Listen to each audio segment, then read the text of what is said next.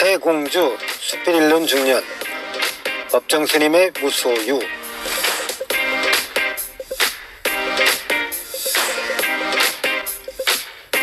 박재철이라는 속세의 이름을 버리고 즐거운 법정스님은 1953년 충남대 상과대학에 입학했다가 1954년 당대의 큰 스승이었던 효봉스님의 제자로 수도승의 길을 걷기 시작했다.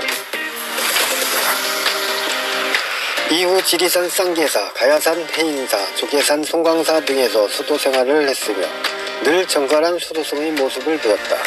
70년대 후반 송광사 뒷산에 순수 불이람을 지어 홀로 살았던 스님은 이곳에 사람들이 조금씩 모이기 시작하자 수필집 버리고 떠나기를 발표한 뒤 훌쩍 강원도 산골로 거처를 옮겼다. 문명의 흔적이 전혀 없는 산골 오지에서 스님은 자신이 수양하면서 맑고 향기로운 삶을 지켜가고 있다. 출가를 하는 마음으로 불이람을 떠났다는 스님은 밤에 촛불과 등잔 밑에서 책을 읽고 자연의 소리를 벗삼다 보면 현대인의 문명이기에 너무나 길들여 진정으로 소중한 것을 읽고 있다는 점을 강조해왔다.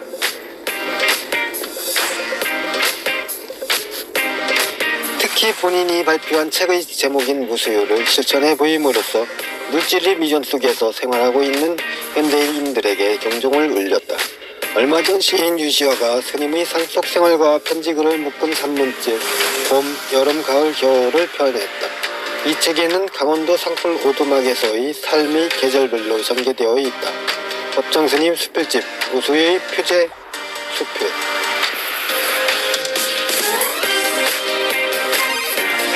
나는 가난한 탁발승이요 내가 가진 거라고는 물레와 교두소에서 쓰던 밥그릇과 염소젓 한 경, 거름한 녹보 6장, 수건 그리고 대단치 않은 병판 이것뿐이에요. 마트마 간디가 1931년 9월 런던에서 르웰린 제2차 원탁회에 의해 참석하기 위해 가던 도중 마르세유 이후 세관원에게 소집을 펼쳐 보이면서 한 말이다. 크립 팔라니가 엮은 간디 어록을 읽다가 이 구절을 보고 나는 몹시 부끄러웠다. 내가 가진 것이 너무도 많다고 생각되었기 때문이다. 적어도 지금의 내 분수로는 사실 이 세상에 처음 태어날 때 나는 아무것도 갖고 오질 않았다. 살 만큼 살다가 이 지상의 적에서 사라져 갈 때에도 빈손으로 갈 것이다. 그런데 살다 보니 이것저것 내 목이 생기게 된 것이다. 물론 일상에 소용되는 물건들이라 할 수 있다. 그러나 없어서는 안 될 정도로 꼭 기묘한 것들만일까. 살펴볼수록 없어도 좋을 만한 것들이 적지 않다. 우리들이 필요에 의해서 물건을 갖게 되지만 때로는 그 물건 때문에 적잖이 마음이 쓰이게 된다. 그러니까 무엇인가를 갖는다는 것은 다른 한편으로 무엇인가에 얽매인다는 것이다. 필요에 따라 가졌던 것이 도리어 우리를 부자유하게 얽어맨다고 할 때 주객이 전도되어 우리는 가짐을 당하게 된다는 말이다. 그러므로 많이 갖고 있다는 것은 흔히 자랑거리로 되어 있지만 그만큼 많이 얽매어 있다는 측면도 동시에 지니고 있는 것이다.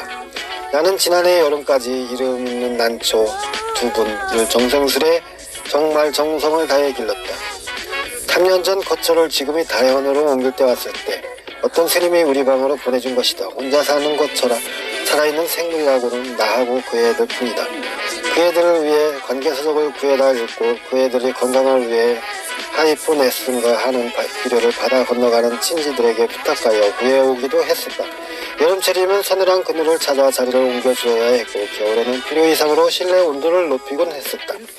이런 정성을 일찍이 부모에게 바쳤더라면 아마 효자 소리를 듣고도 남았을 것이다. 이렇듯 애지중지 가꾼 보람으로 이른 봄이면 은은한 향기와 함께 연두빛 끝을 피워 나를 설레게 했고 이쁜 초승달처럼 항시 청청했었다. 우리 다래원을 찾아온 사람마다 싱싱한 나를 보고 한결같이 좋아라 했다. 지난해 여름 장마가 개인 어느 날 봉선사로 문어노사를 뵈러 간 일이 있었다. 한낮이 되자 장마에 갇혔던 햇볕이 눈부시게 쏟아내리고 앞배월 물소리에 오르려 숲속에서는 매미들이 있는 대로 목청을 돋우었다. 아차, 이 때문이야 문득 생각이 난 것이다. 난초를 뜰에 내놓은 채 온 것이다. 모처럼 보인 찬란한 햇빛이 두려움을 망스러워졌다. 뜨거운 햇살이 늘어져 있는 난초에 눈에 아른거려 더 지체할 수가 없었다. 허둥지둥 그 길로 돌아왔다. 아니나 다를까 잎은 축 늘어져 있었다. 안타까워 하며 샘물을 길어다 죽여주고 했더니 겨우 고렉을 들었다. 하지만 어딘가 싱싱한 기운이 빠져버린 것 같았다. 나는 이때 온몸으로 그리고 마음속으로 절절히 느끼게 되었다. 집착이 괴로움인 것을. 그렇다. 나는 난초에 너무 집념해버린 것이다. 이 집착에서 벗어나야겠다고 결심했다. 나를 가꾸면서 산찰, 수행기에도 나그네 길을 떠나지 못한 채 꼼짝 못하고 말았다. 밖에 볼일이 있어 잠시 방을 비울 때면 한 길이 되도록 불창문을 조금 열어 놓아야 했고, 문을 내놓은 채 나갔다가 뒤미쳐 생각하고는 뒤돌아봐 들여놓고 나간 적도 한두 번이 아니었다. 그것은 정말 지독한 집착이었다. 며칠 후 난초처럼 말이 없는 친구가 놀러왔기에 선뜻 그의 품에 안겨주었다. 비로소 나는 얼매임에 벗어난 것이다. 나를 뜻한 홀가분한 해방감. 3년 가까이 함께 지낸 유정을 떠나보냈는데도 서운하고 허전함보다 홀가분한 마음이 앞섰다. 이때부터 나는 하루 한 가지씩 버려야겠다고 스스로 다짐했다. 나를 통해 무수요의 의미 같은 걸 터득하게 됐다고나 할까. 인간의 역사는 어떻게 보면 소요사처럼 느껴진다. 보다 많은 자기네 뭐뭐를 위해 뭐뭐 임없이 싸우고 있는 것이다. 어떻다. 소유욕에는 한정도 없고 휴일도 없다. 그저 하나라도 더 많이 갖고자 하는 일념으로 출렁거리고 있는 것이다. 물건만으로는 성의가 차질 않아 사람까지 소유하려 든다. 그 사람이 제 뜻대로 되지 않을 경우 끔찍한 비극도 불사하면서 제정신도 갖지 못한 처지에 남을 가지려 하는 것이다. 소유욕은 이해와 정비례 한다. 그것은 개인뿐 아니라 국가 간의 관계에서도 마찬가지다. 어제 맹방들이 오늘이 맞서게 되는가 하면 서로 으르렁대던 나라끼리 친선사절 교환을 사례가 우리는 얼마든지 보고 있다. 그것은 오로지 소유의 바탕을 둔 이해관계 때문인 것이다.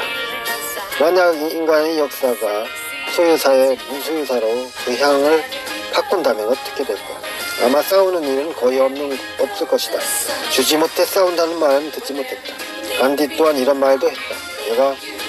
내게는 소유가 범죄처럼 생각된다. 그가 무엇을 갖는다면 같은 물건을 갖고자 하는 사람들이 똑같이 가질 수 있을 때 화난다는 것. 그러나 그것은 거의 불가능한 일이므로 자기 소유에 대한 범죄처럼 자책하지 않을 수 없다는 것이다. 우리들이 소유관념이 때로는 우리들이 눈을 멀게 한다. 그래서 자기의 분수까지도 돌볼 새 없이 들뜨게 되는 것이다. 그러나 우리는 언젠가 한 번은 빈손으로 들어갈 것이다. 내 이 육신마저 버리고 훌훌히 떠나갈 것이다. 하고 많은 물량일지라도 우리를 어떻게 하지는 못할 것이다. 크게 버리는 사람이 크게 얻을 수 있다는 말이 있다. 물건으로 인해 마음을 상하고 있는 사람들의 경우 한 번쯤 생각해볼 말씀이다. 아무것도 갖지 않을 때 비로소 온 세상을 갖게 된다는 것은 무수의 용리이니까. 숲이 잃는 중년 강상규.